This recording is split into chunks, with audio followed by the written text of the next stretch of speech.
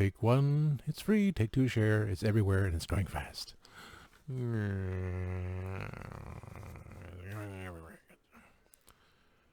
For June 28th through July 4th. So, I forget this is a podcast as well. So, this week in history, June 30th, 1936, Margaret Mitchell's Gone with the Wind, one of the best-selling novels of all time, and the basis for a blockbuster 1939 movie, is published. In 1926, Mitchell was forced to quit her job as a reporter at the Atlanta Journal to recover from a series of physical injuries. With too much time on her hands, Mitchell soon grew restless.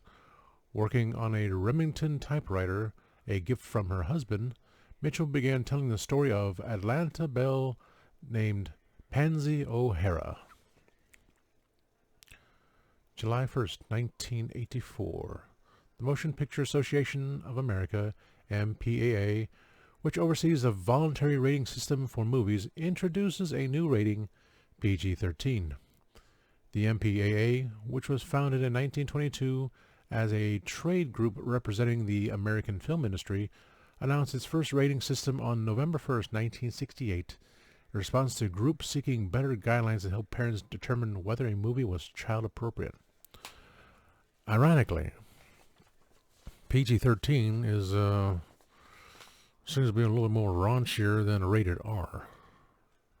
Rated R seems to be like, blood, murder, and blood and everywhere, but PG-13 is like cursing and giggity going on. Well, nowadays it is.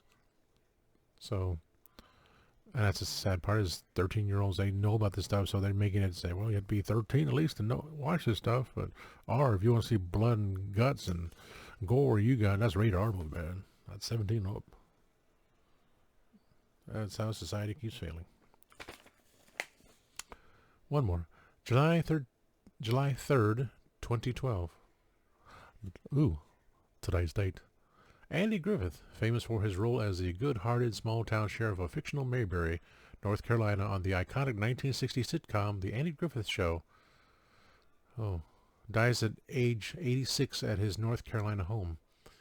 The actor, also known for his starring role in the 1980s through 1990s TV drama Matlock, in which he portrayed a shrewd Atlanta defense attorney. I was told that Matlock was based on Perry Mason, which, it's a lawyer story, so there's no doubt. Both are great.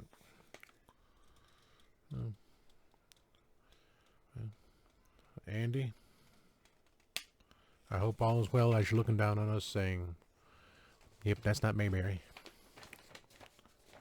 What's the world come to? Worm your way to the center of the slice. Okay, it's some kind of weird. Okay, it's a maze. It's a funky maze, a word search. Yeah. That adds. So. No hit. Oh, there's I hate when people think they can just waltz into my room when what I'm listening to is clearly in 4/4. Okay. John 8:36. So if the Son sets you free, you will be free indeed. Talk about Jesus. So one more thing is a tomato pie. Here we go again with tomato being a fruit. What was that again? Intelligence knows that tomatoes. Wisdom knows that tomato is a fruit, but intelligence knows that tomato is a fruit, but wisdom knows you don't put it in a smoothie. Something like that. Yeah. Butter pie. Lemon curry. So tomato pie. 1 9-inch deep dish pie crust, baked. 4 large tomatoes peeled and sliced. Half cup chopped fresh basil. 3 green onions, thinly sliced. Half pound bacon, of course, cooked, drained, and chopped. Half teaspoon garlic powder. 1 teaspoon dried oregano. 1/2 teaspoon crushed red pepper. 2 cups shredded cheese. Oh yeah. 1/4 cup of mayonnaise. See, my throat's closing up.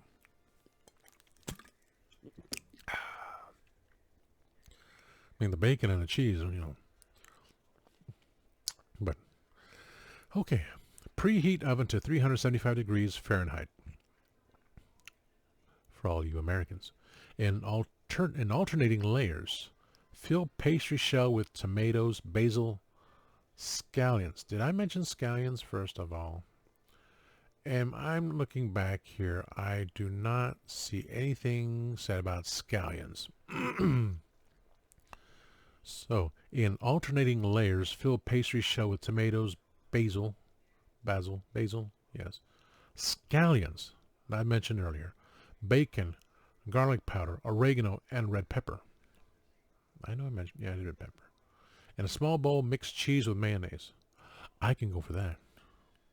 Spread mixture over top of pie. Cover loosely with aluminum foil. Bake in preheated oven for 30 minutes. Remove foil from top of pie and bake an additional 30 minutes. Serve warm or cold. Let me glance at this again. There's crust, tomatoes, basil, onions, bacon, oh yeah, garlic powder, oregano, red pepper, cheese, mayonnaise. So, doesn't tell you in here what to do with the scallions. Do you put in the raw scallions? Do you put in baked scallions? And if you want a tomato pie, I would look that up. But I'm just reading what they said here, and there's one thing calling it a tomato pie. We have bacon. Well, mayonnaise and cheese are the topping, which is great for anything, in my opinion. I feel the pounds coming back on thinking about it. And heart clogging thinking about the bacon. But scallions in a tomato pie? So let that be your choice there, peoples. And please like, subscribe, share. Well, please like, subscribe, and share. Watch the videos. Tell your friends. Tell your friends to watch the videos. I know it makes good for my mental ego and stuff like that. Plus, id and super ego be very much plotting that too. The tomato pie really got me. Scallions. So, do what you like about that. And again, please watch my videos. It's good for my morality and my mortality. And some people's mortality as well. Just saying. Anyway, always remember, time waits and turns slowly.